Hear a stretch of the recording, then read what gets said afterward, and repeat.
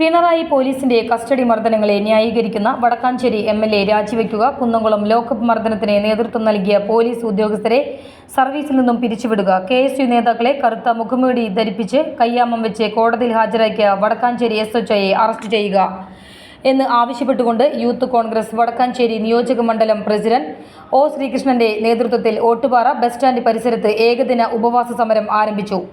ഉപവാസ സമരം Youth Congress സംസ്ഥാന general secretary advocate C. Pramod ഉദ്ഘാടനം ചെയ്തു.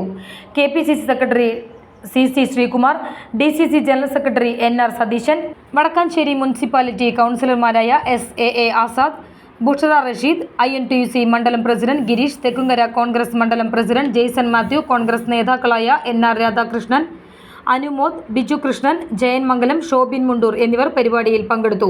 മഹിളാ കോൺഗ്രസ് തെക്കുംകര മണ്ഡലം president IA. Sabeela, youth Congress നേതാക്കളായ അശ്വൻ തമ്പി, മനീഷ് വടക്കാഞ്ചേരി, ജിസോ ലോനപ്പൻ, അരുൺ ആന്റോ, സോജൻ അവണൂർ, ഷിബിൻ തോളൂർ, അനീഷ് വടക്കാഞ്ചേരി തുടങ്ങിയവർ സമരത്തിന് നേതൃത്വം നൽകി.